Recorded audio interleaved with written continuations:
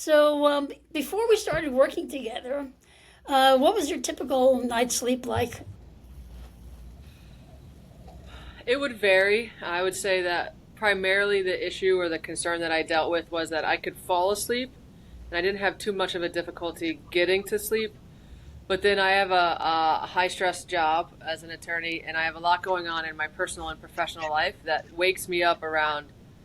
I don't really keep a clock that I can see because that creates more stress, but it's sometime when it's really dark outside. And then I had your typical anxiety, racing thoughts like, how am I gonna put this to bed so that I can deal with the world in the morning because there's nothing I'm going to do right now. So I would have a really hard time getting back to sleep after, 1, 2, 3 a.m. and I'd stay up for quite a while and then I wake up groggy and annoyed that I had a bad night's sleep. Is it in the past tense or is it in the present? It fluctuates. So when I remember, right, that I have the tools that you have taught me to get a good night's sleep, it's in the past. Yeah. When I forget that I have those, then it's in the present. Yeah, yeah. No, I get that. So I sometimes have trouble not falling asleep, but staying asleep, and sometimes even falling asleep. And then I go, Caroline, you know how to do this. There's something you teach other people to do. So please do that now. And then I'm asleep. Yeah, that explains it perfectly. Yeah, yeah. So, and then how did those struggles in sleeping, you said that it was, you'd complain about having a bad night's sleep. So how did that affect your life? You know? So I'm somebody who like highly values sleep to the extent that I'm almost 40 and I nap. Like I need to rest and I understand the value of rest. I've napped my whole life. To not have sleep interferes with my actual life. I'm not someone who can put off not having sleep or who even when I had little tiny babies at my house and they were interrupting my sleep, I was so mad about it. Like I just am not somebody who can function on low sleep for long periods of time. Yeah. And so obviously it disrupts like, mood and attention span, but then it also probably worse, like most importantly on the bad side, Caroline, affected my ability to want to work out, eat healthy, and it kind of leads to Yeah. this really significant slope of Oh, all yeah. I'm doing is being involved as a parent, being involved as a spouse, and going to work.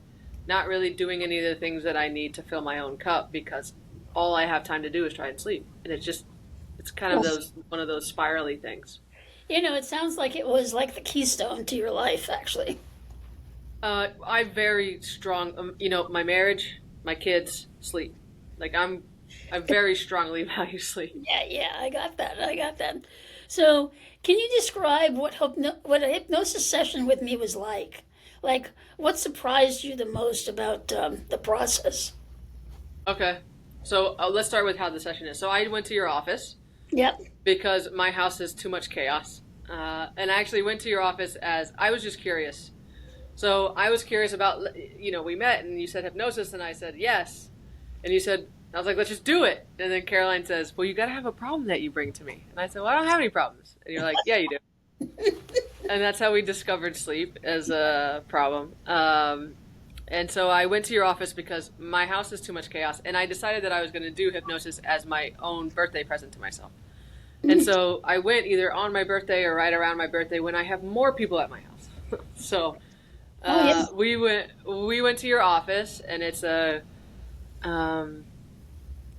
clear space, clear in the sense of no distractions, but also like the energy is clean. Like you just feel at home there. Like you feel like there's a potential for really getting deep into the psyche. I'll tell you. So that was the experience. And then of course you lay me in the chair. You do all the hypnosis things. You tell me to trust you, and I'm just kind of a trusting person. So that wasn't so hard for me. I will say this. I've been meditating. Let's see. I'm almost 40. I've been meditating on a somewhat regular basis for about 20 years. And the surprising part for me for hypnosis the first time was that meditation is a process of emptying thoughts or paying attention to the distracting thought, but then moving it along. And that's been very difficult for me because I have so many racing thoughts and what have you. So Here's the surprising part. I know it's a very long way to get to the surprising part. Hypnosis allows you to have all those thoughts. It allows you to create a world where you can go do whatever the thing is. You're maximizing creativity. You're tapping into whatever you find as your solution, in my case, sleep. And I get to fill my brain. I got to fill it with creativity and a world that I can go sleep in, as opposed to trying to empty it, which I have been underwhelmingly successful at. So that was the most surprising part, is I got to actually use the resources that I'm good at to do a better job with sleeping. And I didn't know that. Now I was happy for it. Fantastic. Well, that's a great story, and I'm so glad that it worked out for you. You've got to use the things that you can do the best. Yeah. Yeah, thanks for that. Yeah, if it weren't for you, I wouldn't have tapped into it, and I wouldn't know, let alone I wouldn't be able to sleep. But. Well, and it sounds like, too, you're kind of, I don't know if this is true, but making yourself wrong, that you can't do it, that you can't do meditation because you have all these other thoughts. And now with hypnosis, you can say, well, I can do that. Let's do that instead. Listen, I tried meditating this morning. It's all right. Even this morning, today's a Tuesday, but it's really a Monday because we're right after a Monday holiday. Right. I have racing thoughts, like the Sunday scaries, they call them. I have racing thoughts every Sunday. So on Sunday leading to Monday. And so on Sunday, when I'm reading my book, getting ready to sleep, I remind myself, when you wake up with racing thoughts, you have tools. Just remember you have tools. Just remember you have tools. And that happened last night. Yeah, that's fantastic. That's I'm really, really happy. Like that I got to be a part of it, and that it's good for me to hear that I should keep going. Yes, right. Yeah. What about that? Yeah. That like you creating your solution is ever evolving and continual. Yeah, and it's ever evolving for me too. That's what I mean. Yeah. Like you get the gift that you give is a gift that keeps giving. Yeah. Yes. Thank you. So, beyond falling asleep, is there any other positive things that have happened for you? I've shared with you that my saying about how you've affected my life is that when you can sleep, you can live. And so that's what it is. It's not just, because also I highly value sleep, Caroline.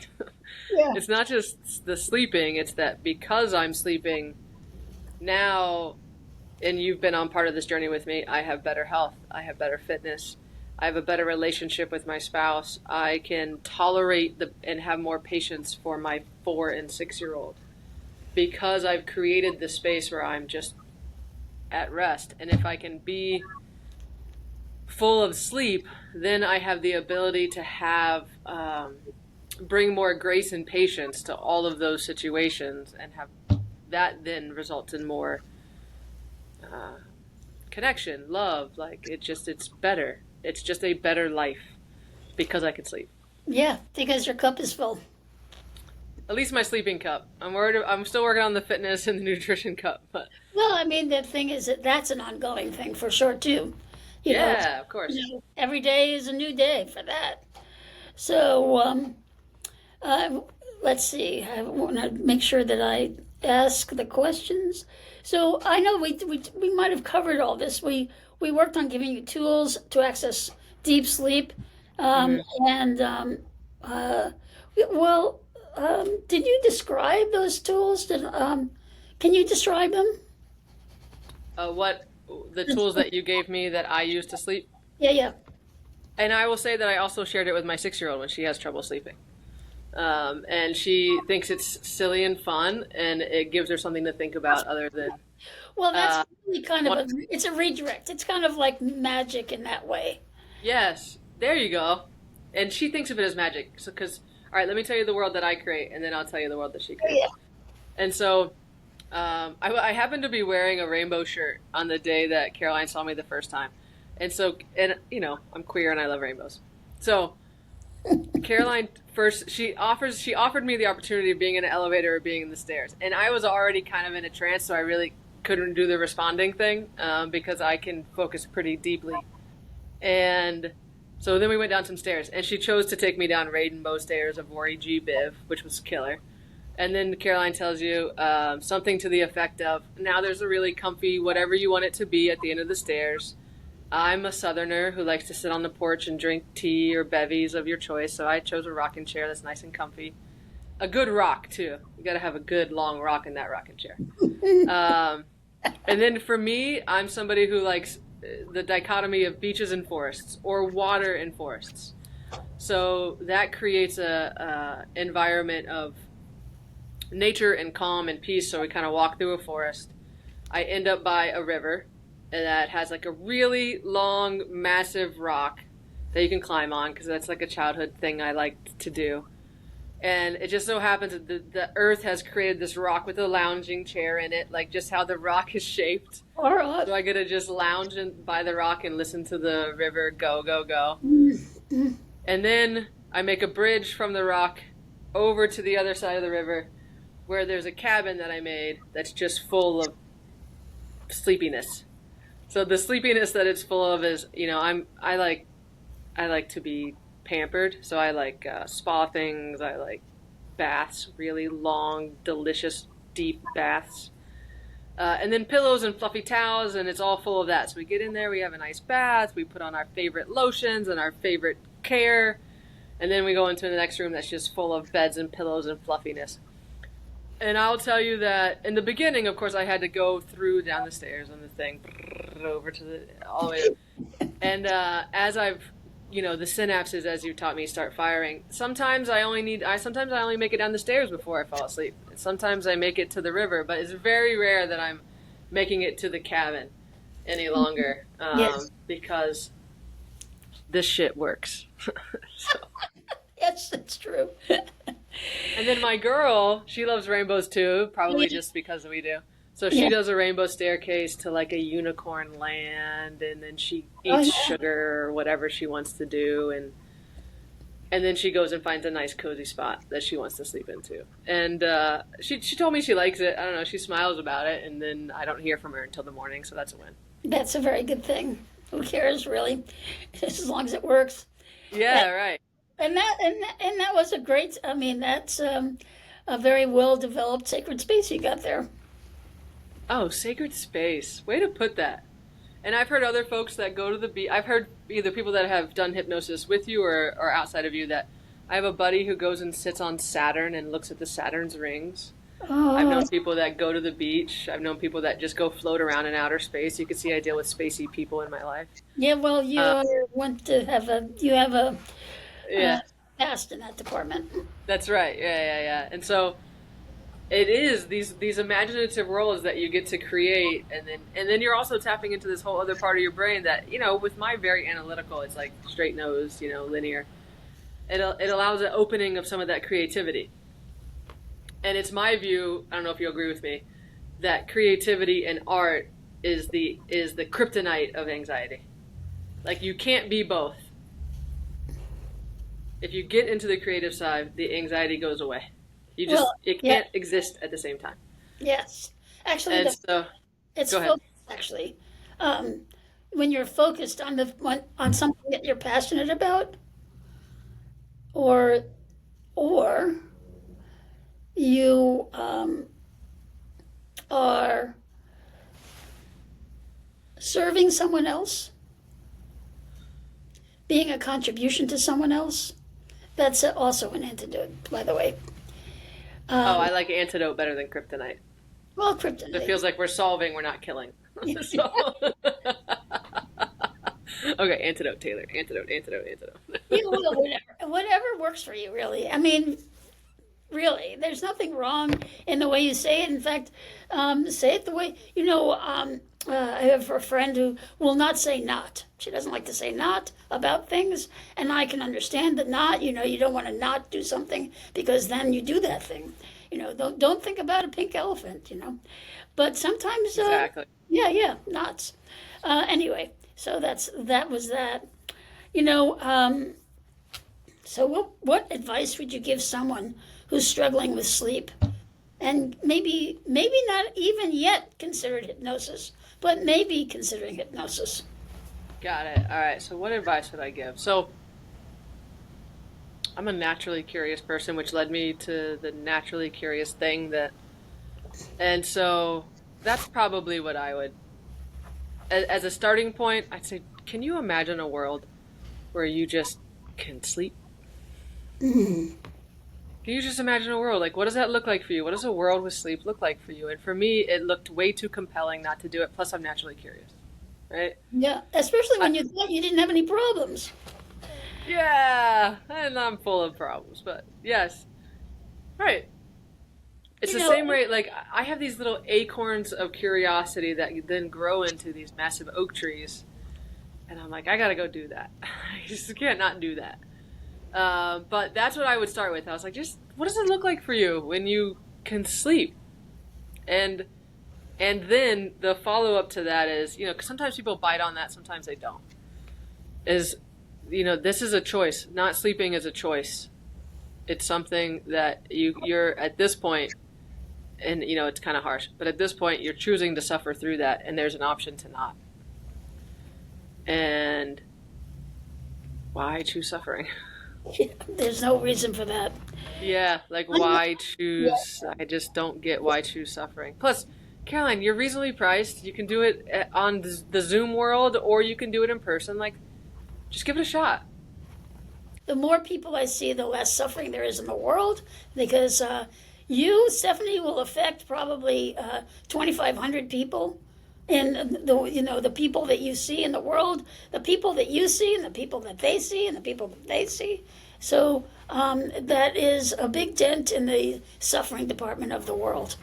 Looking back, what was the most valuable takeaway from your experience with hypnosis for sleeping? Well, I mean, directly to the question of hypnosis. Yeah, I mean, I kind of have a big ego, so I probably could do anything I wanted to do. I Within know. limitations, now that I have these back limitations, blah blah blah, whatever. But as it applies to sleep, I just didn't know. Sometimes there's just a knowledge gap on things, right? And so I was in that knowledge gap of just not being in the know as to how people do this sleep thing on a regular basis, And while maintaining a marriage and running a business and being a good lawyer and trying to be a good spouse and a daughter and a sister and blah blah blah, right?